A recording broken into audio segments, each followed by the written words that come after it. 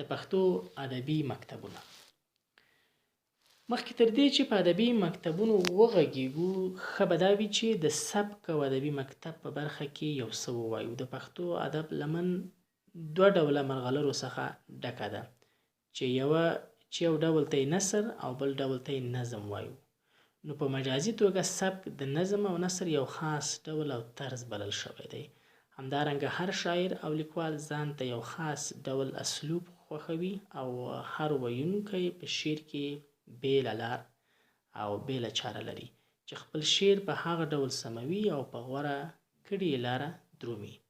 دغه خاص ډول او اسلوب چې ځان ته بېل خصایص مادي او معنوي ښېګړې لري او په کم او کیف کې له نورو څخه بېلېږي، سبک بولي.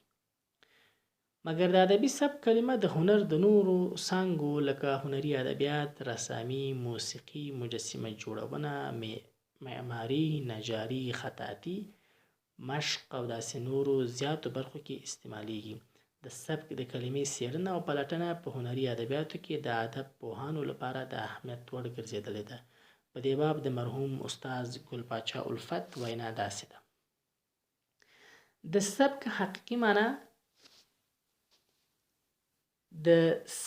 حقیقي معنا سره یا سپین زر ویلي کول او په قالب کې اچول دي. مجازاً د بیان، نثر، نظم او اظهار خاص طرز ته سبک وایي. خو د سبک کلمه زیاتره د طرز، روش، طریقې، شیوه، سیاق او ډول د کلمو سره په مترادف ډول استعمالیږي. د ادبي سبک په مطالعه کې اول د هنرمند ځانګړي فکري خصوصیات په نظر کې نیول کېږي او بیا د هنري ټاکنې دورې غوښتنې. سبک ته په لاتیني ژبه کې سټایلز وایي او په انګریزي ژبه کې سټایل تلفظ کېږي. د لرغونو رومیانو په دوره کې دغه نوم د هډوکو یا فلز هغې نرۍ لښتې ته د سټایلوس وایي چې په هغه کې به یې د موم په سرپوښ شویو تختو باندې لیک کولو. د دې لښتې سر به تیره او پلن و چې له هغې څخه به یې د پنسل پاک کار اخیست. په کومو تختو باندې به چې لرغونو رومیانو لیک کاوه، هغه به د موم په نازکو ورقو پوښ شوی و. په منځنیو پیړیو کې د سبک په مفهوم داسې پوهېدل چې په هنري ادبیاتو کې تراژیدي او کمیډي ژانرونه په کومو الفاظو ولیکي. د دې معنا دا وه چې کمیډي په معمولاً په عامیانه ژبه یا په بل عبارت سره د ورځنیو ژوند په عادي خبرو اترو لیکل کېده، اما تراژیدي ادبي ژبه د هغه وخت په پوهه او فهم د کمیډي برعکس وه. په تراژیدي کې د لغاتو ذخیره د ارستوکراتیک محیط څخه اخیستل کېده او لوستونکي له همدې محیط څخه په نظر کې نیول کېدل. د ادبي سبک معنا او مفهوم په منځنیو پیړیو کې دوهمه معنا هم درلودله. دا په دې معنا چې د خط د سبک له مخې په خط لیکونکي پیژندل کېده. په 18مه پیړۍ کې د سبک مفهوم نور هم روښانه شو او د دې مفهوم معنا دا وه چې د هر لیکوال په بیلو اثارو کې او یا د یو ټاکلي لیکوال په ټولو اثارو کې یو ځای ولټوي.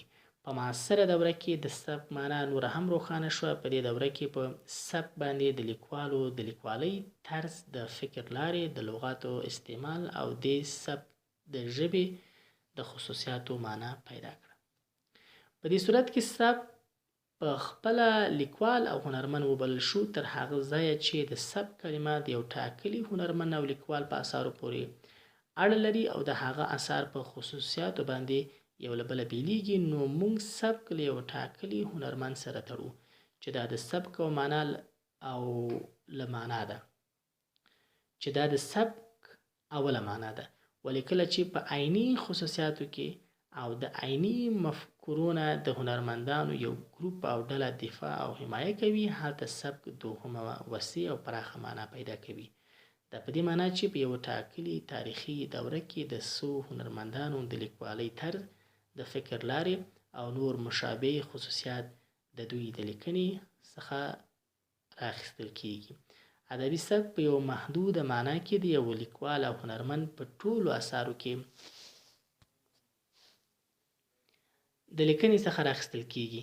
ادبي سبک په یو محدوده معنا کې د یو لیکوال او هنرمند په ټولو اثارو کې هغه علایم او نښې نښانې دي چې د هغوی په وسیله د هنرمند او لیکوال طرز تفکر ترې څرګندېږي. د یو لیکوال سبکي وحدت له هر څه د مخه د څو اثارو په هنري او ادبي ژبه کې تر ټولو ښه احساس کېدای شي. د یو لیکوال او هنرمند د لیکوالۍ او هنري اثارو ممیزاتو ته ادبي سبک ویل کېږي. که موږ د یو لیکوال له سبک سره اشنا یو نو موږ سره دا مرسته کوي چې د ده د سبک له مخې د نور اثار وپېژنو. موږ د یو لیکوال په ادبي اثارو کې د هغه مفکورې د موضوعګانو، هنري قهرمانانو، کرکټرونه او ادبي ژبې اتحاد لټوو. نو د دغه هنري اثارو فکري وحدت ته ادبي سبک هم وایي. سبک دوه هنرمندان او لیکوالان سره بیلوي. د سبک ډیر ښه تشخیص په نقاشۍ کې کېدای شي. د مثال په توګه د یو ټاکلي سړي د څېرې په ترسیم او انځور کې امکان لري مختلف هنرمندان هغه په مختلف حالاتو کې انځور کړي. یو هنرمند ممکن د ترسیم شوي څېرې ظاهري اړخ ته زیاته پاملرنه وکړي او بل هنرمند یې ممکن د روحي حالاتو په ښودلو کې زیار وباسي. په هر اندازه چې سبک د یو لیکوال د طرز تفکر سره ټینګه رابطه لرله، په هغه اندازه د لیکوال د ځانګړي ژوند له مختلفو دورو سره کلکې اړیکې لرلې. څومره چې د یو هنرمند فکر او خیال بدلیږي، په همغه اندازه د هغه سبک تغییر کوي. ادبي سبک له موږ سره دا مرسته کوي چې د یوه خاص لیکوال او هنرمند د یوې تاریخي دورې اثر د بېلې تاریخي دورې سره د بلې تاریخي دورې سره مقایسه کړو او په دې مقایسه کې د هنري اثارو د قهرمانانو کرکټرونو تحول او بدلون ښه ولیدل شي. لنډه دا چې ادبي سبک د یو لیکوال او هنرمند د ټولو اثارو او د هغوی پرمختیا تر څېړنې لاندې نیسي.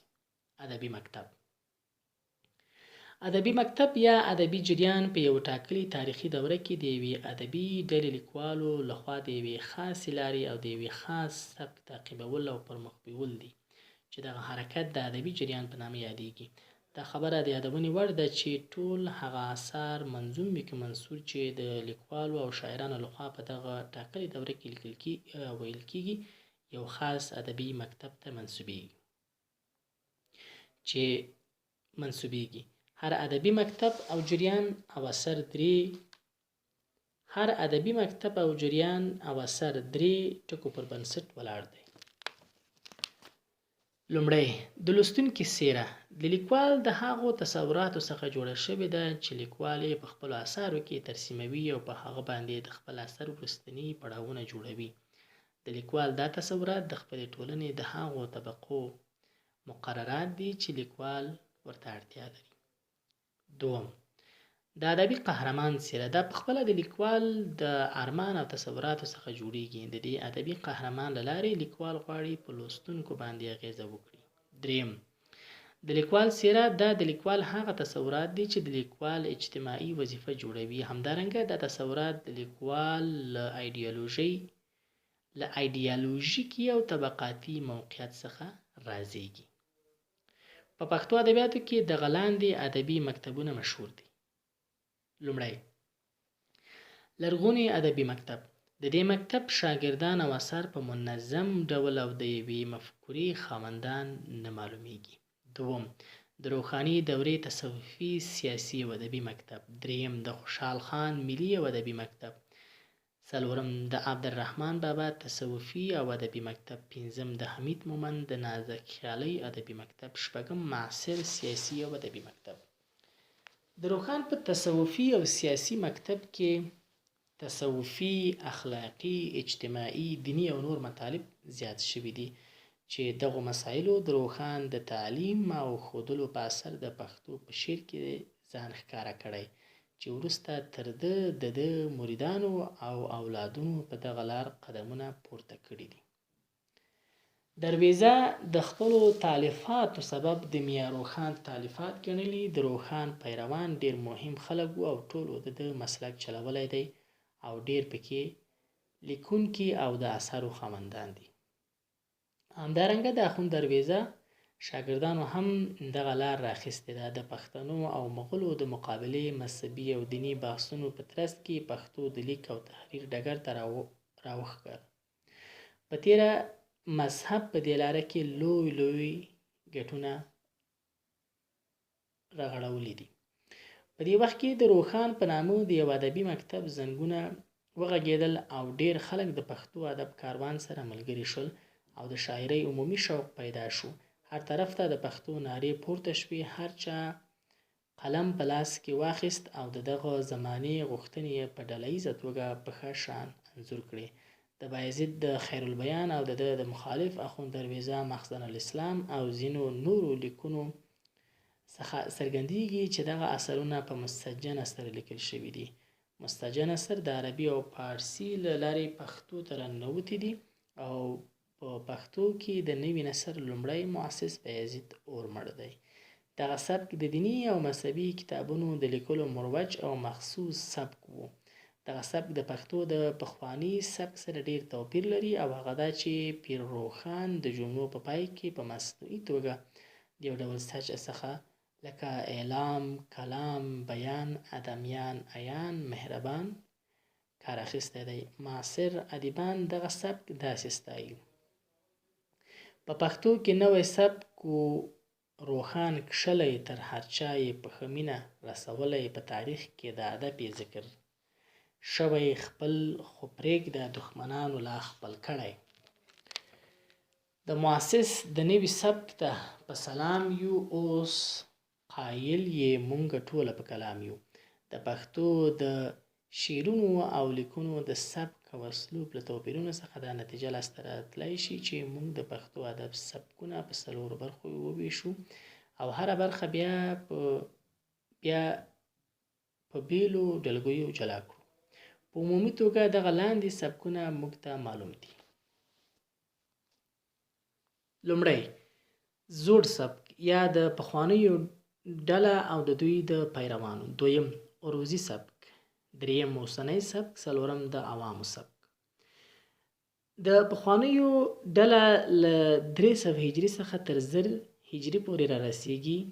په دې ډول کې د پښتو شعر او نثر بدلون لیدلی دی او ډول ډول رنګونه اختیار کړي دي، خو بیا هم یو ډول ځانګړتیاوې لري چې په لنډه توګه ښودل کیږي. لومړی د دغه سبک په لیکنه کې یو ډول سپېڅلتوب او سادهوالی څرګند دی چې سوچه پښتو کلمې لري چې ځینې کلمې او الفاظ یې تر اوسه پورې په ځینو ځایونو کې رواج لري، لکه ژوی، هسک، دریځ، پښتونخوا او نور.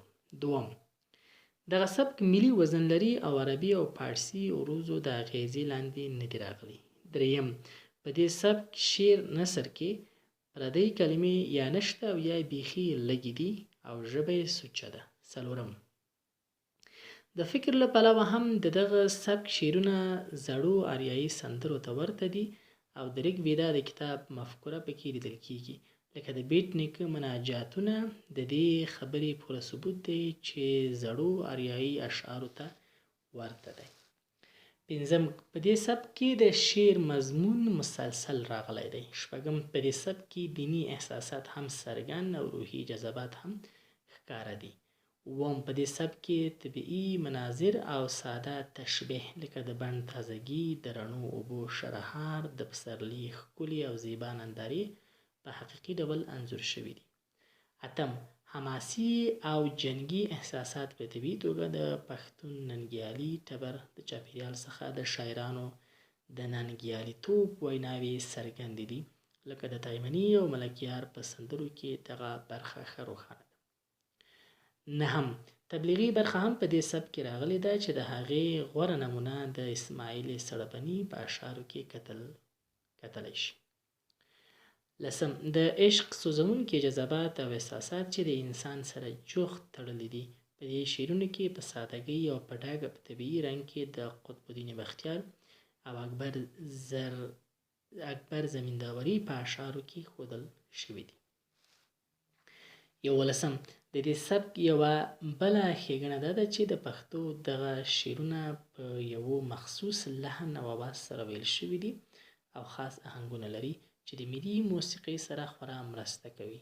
د هندي مغولو او د ایران د صفویانو د ادبي اړیکو د ټینګولو په ترڅ کې زموږ په هیواد باندې په شعر او ادب باندې یو ډول فشار راوست او زموږ ملي ادب د دغو ګاونډیو د لاسه په یو بل رنګ ککړ شو او د عربو او فارس شاعرانو په ډول یې روزي اشعار او لیکنې شروع کړې چې دا خبرې موږ د کلاسیکي دورې په اثارو کې لیدلی شو.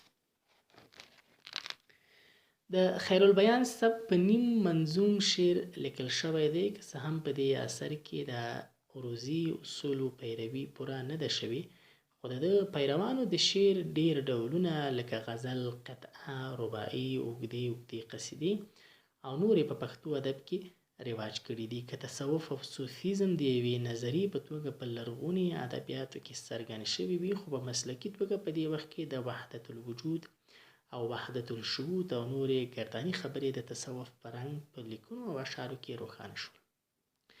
د دې دورې ادبي لیکنې د ادبي فنون د بدیع او بیان په لاره په ابتدایي توګه او د پخواني سبک څخه راووت چې دغه خبرې مونږ د ارزاني، مخلص، میرزا خان ورمړ، دولت لواڼي، واصل، عبدالله او نورو په اثارو کې چې د یو مکتب پیروان دي لیدلی شو.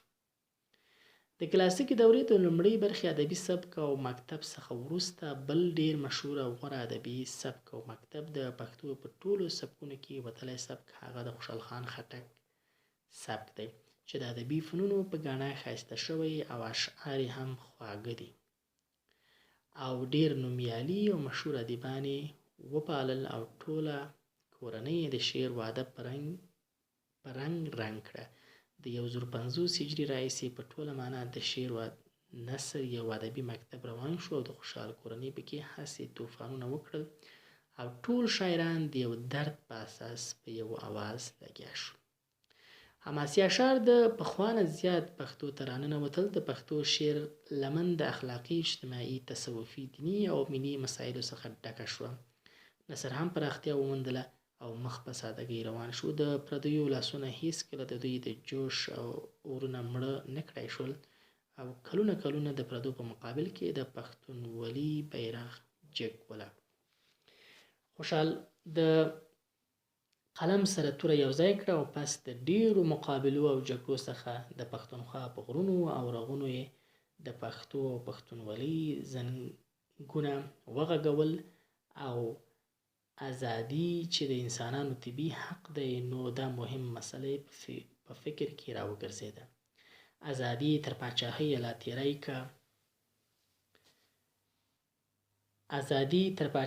لا تیری که چې د بل تر حکم لاندې شي زندان شي. د دې مقدسې مفکورې وروسته دا فیصله وکړه بله هیڅ لیدای نشي په دا منځ کې یا مغول منځه ورک یا پښتونخوار. د خوشحال د ادبي مکتب او سبک ځینې ځانګړتیاوې: لومړی، د نظم او نثر نیمګړی سبک چې پخوا و په دې دوره کې اصلاح شو. نثر خوږوالی پیدا کړ او نیم منظوم مسجع نثر څخه راووښت او د محاورې شکل ته نږدې شو. خوشحال وایي د خوشحال خټک په ژبه برکت شه چې ویل کړه په پښتو د هره بابه، که د نظم، که د نثر، که د خط دی، په پښتو ژبه مې حق دی بې حسابه.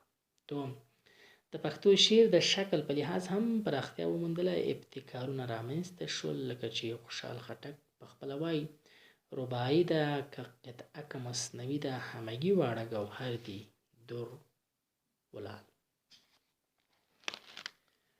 دریم، د مضمون له پلوه هم په دې سبک او مکتب کې د ژوندانه ټول اړخونه رابرسېره شوي دي. په دې وخت کې ډېر اثار لیکل شوي دي او د پښتو ادب دنیا یې رنګینه کړې ده. خلک یې د اجتماعي او د ژوند له نورو مسایلو سره اشنا کړل. راشه وغوړوه سترګې د جهان ننداره ګوره، چې ښایست لري په ستورو د اسمان ننداره ګوره. څلورم، په دې مکتب او سبک کې ملي احساسات، د پښتو او پښتونولي روزنه هم شته. پخپله د خوشحال خان اشعار د ملي جذباتو څخه ډک دي. پنځم، په دې سبک او مکتب کې اوږدې قصیدې ویل شوي دي چې هره قصیده ځان ته یو بیل اجتماعي، تبلیغي او تاریخي مضمونونه لري. شپږم، په دې سبک کې طبیعي او ساده تشبیهګانې راغلي دي. د حماسي احساساتو بنسټ په خپله خوشحال کېښود او شاګردانو یې پیروي وکړه. 8 تنقید او هجوه په دې سبک کې ډېر اړول راړول شوي دي. د مغولو د زور زیاتي په برخه کې دغه موضوع په ډاګه څرګنده شوې ده. 9 د ادبي ارزښت لپاره به دا سبک تر ټولو جامع او ښه دی، په دې معنا چې د معنا خوا غښتلي او هم یې ادبي او شعري اړخ پوخ دی. 10 په تخیل کې هم دا سبک ډېر پیاوړی دی، ډېر لوړ او د نزاکته ډک شاعرانه تخیلات پکې شته. په خپله خوشحال خان ډېر نوي مضامین په تخیل کې راوړي دي او خپل سبک کې د لوړ او ښه نازک تخیل په ګڼه بشپړ او ښکلی کړی دی. لنډه دا چې د پښتو په ادب کې د شعر او شاعرۍ دریم ادبي مکتب د 1050 هجري کال څخه بیا تر 1200 هجري پورې په ډېر قوت او زور چلیدلی دی. په دې مکتب کې په نظم او نثر ډېر اثار لیکل شوي او ډېر پیاوړي کسان روزل شوي دي. هغه ایډیال پرمخ تللی دی کوم چې اساس یې خوشحال خان خټک ایښی و. په شعر کې د هجري، عبدالقادر خټک، صدرخان خټک، سکندر خان، ګوهر خان، علي خان، کاظم شیده، کامګار او نورو غوندې پیاوړي پهلوانان رامنځته شوي او په ساده نثر کې خوشحال خان خټک، افضل خان، قادر خان او نور خلک پیدا شول او د یو مکتب پیروي وکړه. د رحمان بابا ادبي او تصوفي مکتب د خوشحال له ادبي او ملي مکتب څخه وروسته بل ادبي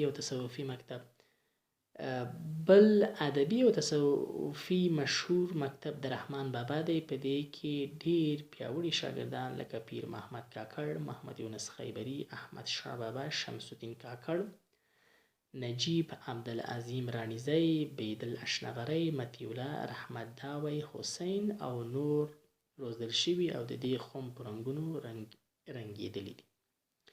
د دوی په اثارو کې هم د ژوندانه زیاتره مسایل راغلي دي. د رحمان بابا په دې لاندې بیتونو کې څومره ښه اخلاقي او اجتماعي، عشقي، انتقادي درسونه پراته دي. هغه زړه به له طوفانه په امان وي چې کښتۍ غوندې د خلکو بردار شي، چې مجنون غوندې په مینه کې صادق وي. رحمان وایي په هغو باندې سلام. د رحمان بابا او د نورو پیروانو د شعرونو سبک ساده او روان دی. د شعرونو مضمونونه عموما عشقي، اخلاقي، مذهبي، دیني، اجتماعي دي او د تصوف لویه برخه لري. د رحمان بابا مکتب او ادبي سبک ډېر جامع دی چې پښتو ادب یې له یوې بلې خوا څخه بشپړ او بډای کړ. ډېر نوي مسایل را پیدا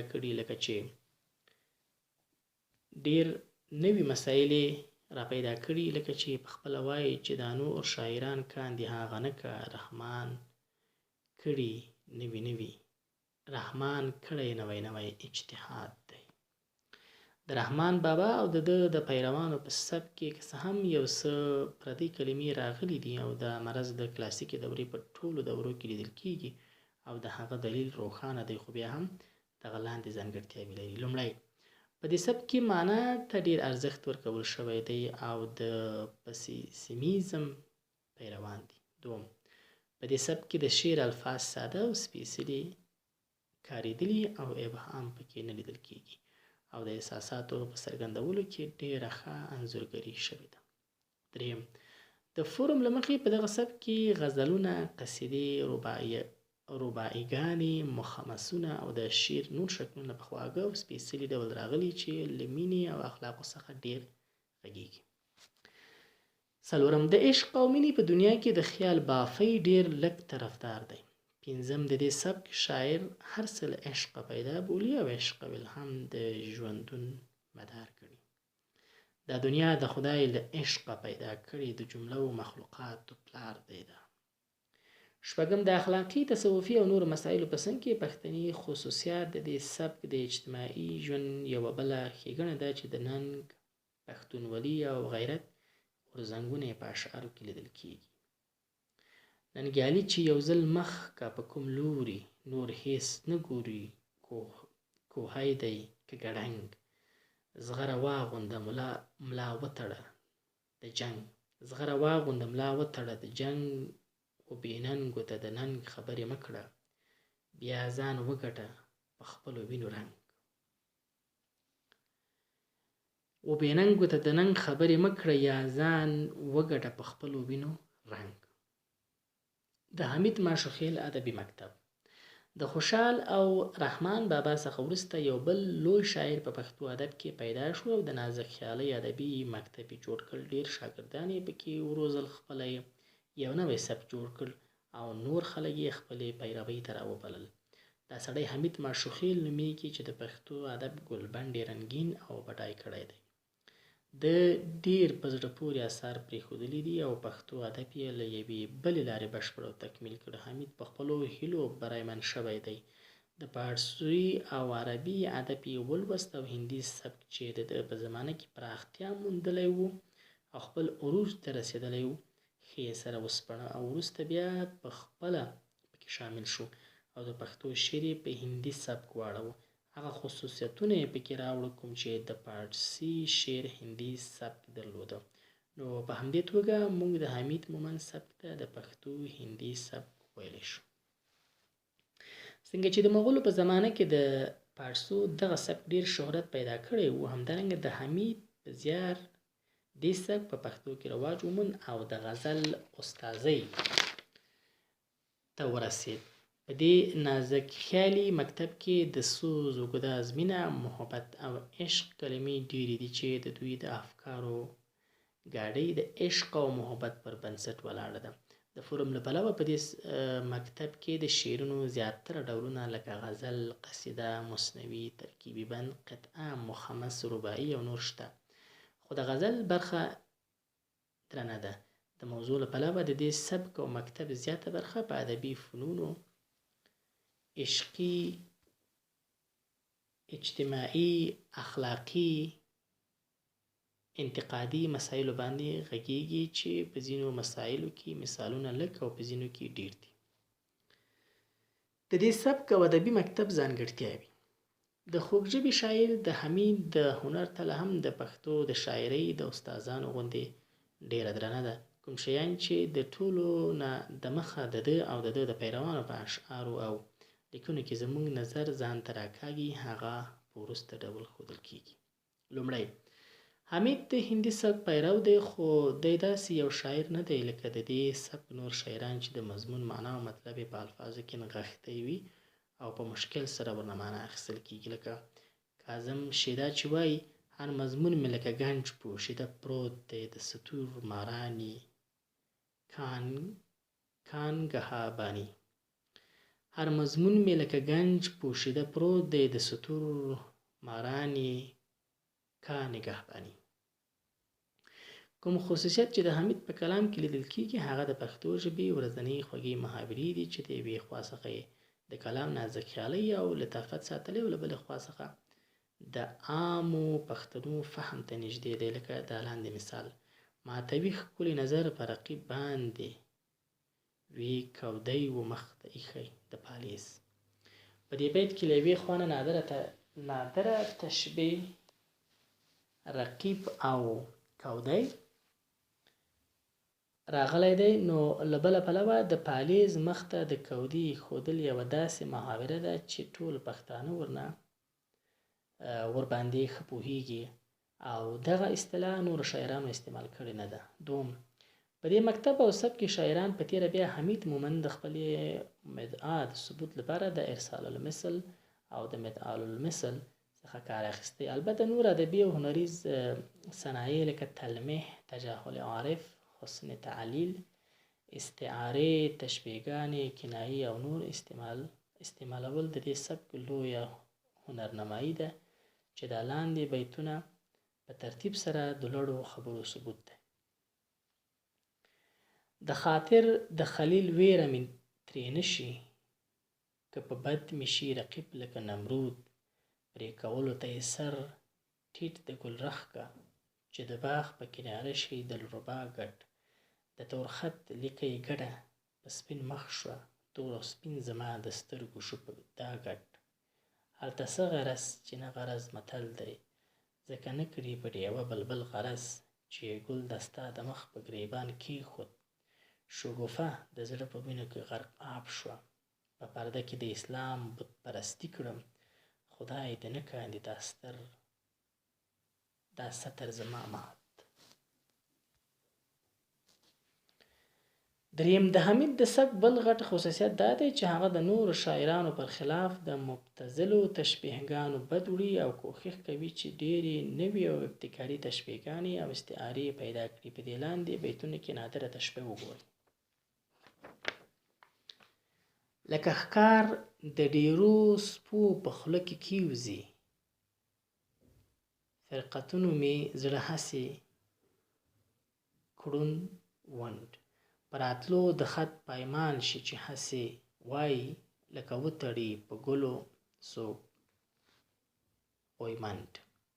سره د دې چې حمید د هندي سبک یو غښتلی او پیاوړی شاعر دی، خو بیا هم د ټولنې د ښه بد سره مستقیمه رابطه نه لري او د خپلو پندونو او وعظونه غیر داسې اشعار هم لري چې د ټولنې هر وګړي ته اجتماعي لارښودنه کوي چې اساس یې په کار باندې ولاړ وي. لکه چې وایي: په محنت سره ټوک ټوک سړی پروت ښه دی، نه ولاړ په درویزه د یو ټوک. 4. حمید مومند د خوشحال خان خټک او یا د رحمان بابا غوندې تاریخي پیښې یا تصوفي مسایل په خپلو اشعارو کې نه بیانوي، خو کله کله په خپل دیوان کې د مغولو سلطنت، د محمد شاه ګورګاني او اورنګزیب او نورو نومونه یادوي. یو به نسم مغولواله د رقیب ستا، په رښتیا که زیږولی پښتني وم، چې د ښکلو د درګاه ګدایي مومي.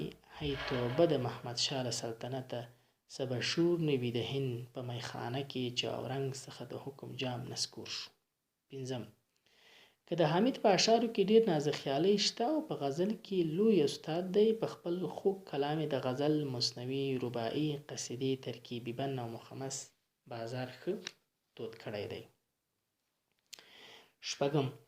د مخه مو وویل چې د هندي سبک پیروانو به ساده مضمونونو ته هنري ارزښت نه ورکاوه او د بل مضمون غلا یې هم بده ګڼله. د دوی په غزلونو کې به د ژوند پټه فلسفه او نازکخیالي پرته وه، چې فلسفي او ادبیاتو به یو واحد مفهوم لاره. دغه حالت ته حمید داسې اشاره کړې ده او دی دعوه کوي چې زما غوندې شعر څوک نشي ویلی. لکه چې وایي: که څوک غواړي د حمید سرخرویه شعر، دا به بیخون جګر میسر نشي، نه د کار د هر نااهله بوالهوس، چې قدم دی د دې ناوې په جوس. دا نسته مضمون دزدي د بله نه که، د حمید ویل په خپله دی لذیذ. څنګه چې د یو پښتون شاعر له کومې د پښتونولۍ چغې او سورې هرومرو راپورته کېږي، نو په لنډ ډول د حمید د پښتونولۍ روح هم په لاندې بیتونو کې ولولئ او هم به د ده د سبک توپیر د نورو سبکونو څخه په ښکاره توګه څرګند شي. نور د فکر توره واچوه حمیده، چې د نشته په پښتو کې بل حریف، چې له ښو مېړنو دې میدان یووړ. شاباس شاباس د حمید فکره ترزنه، د حمید د ساده شعر کمال ګوره، چې شمله شوه د تمام سړبني، چې هیچېرې په پارسي کې مونده نشي. هسې ساز دی حمید ایښی په پښتو کې، فارسیانو د حیرت ګوتې په غاښ کړه، چې حمید سخن سازي کړه په پښتو کې. د دې سبک او مکتب پیروان دا دي: کاظم شیده، محمد څمکنی، عبدالله کامگار، علی خان، حمید، ملا محمد، اکرم، قلندر اپریدی، نجیب، بیدل، حسین، میرزا حنان کندهاری او نور.